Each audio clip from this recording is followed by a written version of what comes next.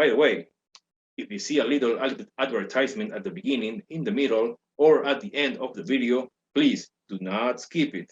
By doing that, you're helping me a lot. Come on, guys, it's just a few seconds of your life, and it will really make a difference for me. I'm counting on all of you. Enjoy the interview. Hello, Justin. How are you, man? Thank you so much for your time. Welcome to Rock Talk. Hi, how's it going? Thanks so much for having me. I'm doing well. Right.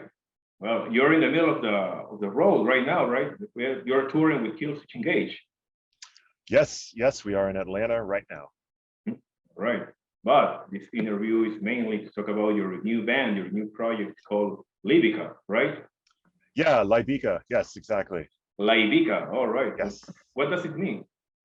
It's a type of cat. It's a species type of cat that it is, I guess, believed that the current house cat was domesticated from. So it's kind of like lineage of your current, whatever house cat you have, your ancestors kind of. So we're all big cat fans. We wanted to somehow link in cats to the bands, and I also thought it was a pretty cool word. So I really like the name. Yeah, for some reason, metalheads love cats, right? I actually own 3 cats myself. Oh, do you? That's awesome. Yeah, what are the names? Baco, from like really big one. It's like more than 9 kilos. Like actually bigger than a dog. And Dante, like Dante Alighieri from Dante Inferno, right? Right. And it's a small one, an orange cat.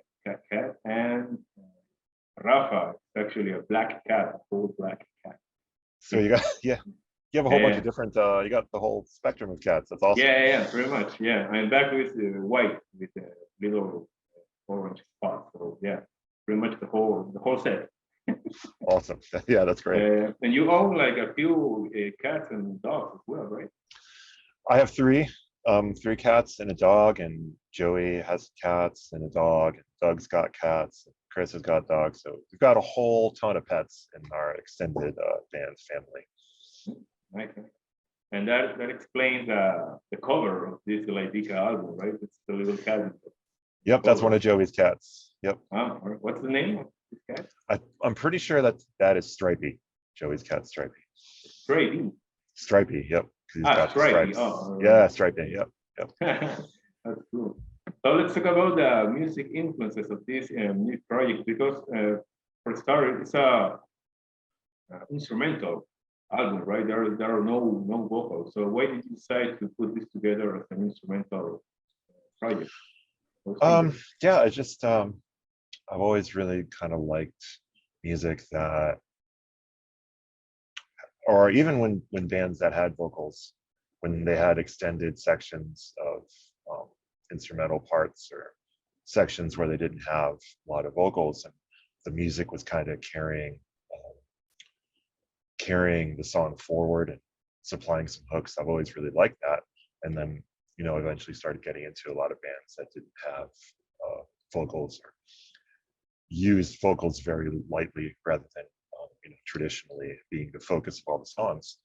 And I guess I just sort of thought it'd be interesting to try to write something that was maybe slightly more in the metal vein than some of those bands do, and yet still have hooks without having a singer, without having vocal lines, still finding a way to make the music catchy, and trying to do that with guitar parts or whatever, anything really.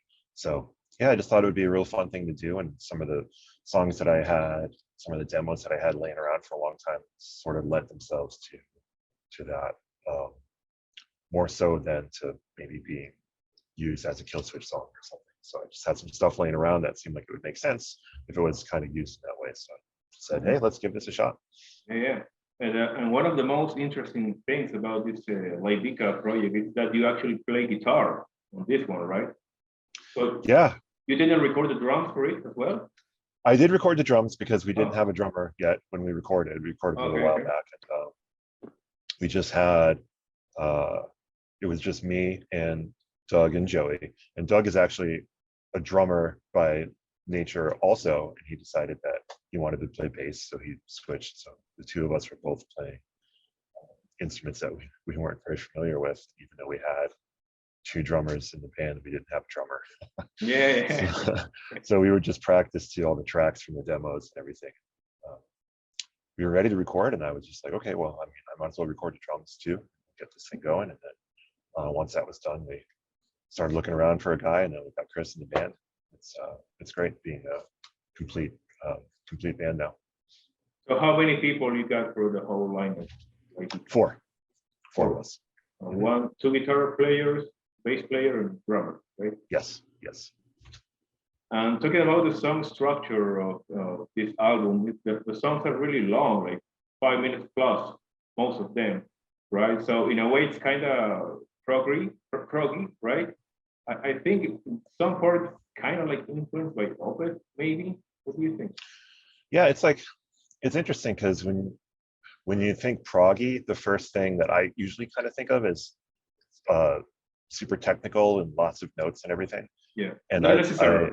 Not necessarily, exactly. And I would say that this isn't really necessarily that way, because I'm not that good at guitar where I can shred and play a whole bunch of notes. So it sort of comes from that. And the songwriting on the record, I think, varies from some songs have more of a traditional verse, chorus, verse feel to them and structure to them. And then others just sort of a little more free, like one part flows into another part, flows into another part. So we're kind of just started experimenting with those two things and kind of working them together for different songs. And as a music creator, was it difficult for you to switch from drums to guitar player to write these new songs?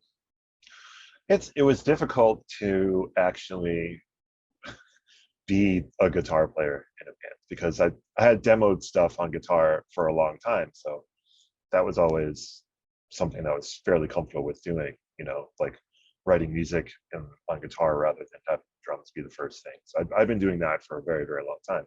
But then to actually be like, oh, I have to be the guitar player now. I have to get a live setup. I have to actually play, these parts with other people, and I have to work on my tone, and I have to do all this stuff. That's extremely difficult. So a giant learning experience, but it's been really, really fun. Totally. Yeah, and you actually did a few gigs already, right? Yeah, we've had 2 shows so far. We have a third one coming up next week that actually I scammed the Killswitch guys into letting us open a show on this tour. So that should be really fun. Where? That's in Albany. Where? Excuse me? Albany, New York. New York. All right. Nice.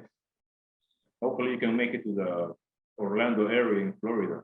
Right now. Well, that was where our first show was in Orlando. Actually, it was at Winter Park, because we're from Fort Pierce, so we have nice. Florida shows. We're going to play at Fest in Gainesville right at the end of this tour. It's like right around just before Halloween.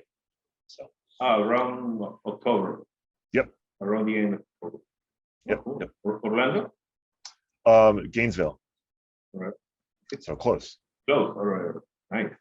So I may actually be able to make it. Fun. Awesome. All right. So besides those gigs you just mentioned, are there any actual touring plans for Lybica maybe for next year? Nothing is set yet, but we desperately want to tour. That's all of us are we're all ready to go. We want to tour. I think bands kind of develop more of an identity once they're touring and playing every day and spending all that time together. And I think we're absolutely ready to do that, and we want to see where that will take the band. And we just want to go out and play all these songs that been sitting on them for a while. We're very anxious to go out and play. And what's the strategy to manage both schedules? Killswitch and Lybica. It must be a bit hard for you, maybe. Yeah, it hasn't been an issue yet. Although it would have been fun to be home. Like the record, literally today, as we're talking, is the day that it comes out. So it would have been fun to be home for that. Maybe try to have like a release show or something. So that's a little bit of just a unfortunate scheduling thing that we're on tour now. And obviously, Killswitch is the it's the main band that's on for 20 plus years. Obviously, it's my main thing that I'm doing, but there's going to be plenty of time left over for sure to tour with Lybica and to play shows and to write music and everything. So there's plenty of time. It shouldn't be a problem. All right. Yeah, you released this album just today through Metal Blade Records, right? Yes, correct. Very lucky. Very stoked to have Metal Blade believe in the band and want to work with us. So it's pretty awesome. So you have two bands with Metal Blade, so it's huge accomplishment. Crazy. Absolutely crazy. Yeah, who would have thought? Congrats. 16-year-old, 16, 17-year-old me would be freaking out for sure. Yeah, totally. Yeah, 46-year-old me is freaking out, so it's awesome. All right. If you like this interview, please give me a thumbs up, leave a comment, and share the video with all your friends. Also, very important, please don't forget to subscribe and hit the bell.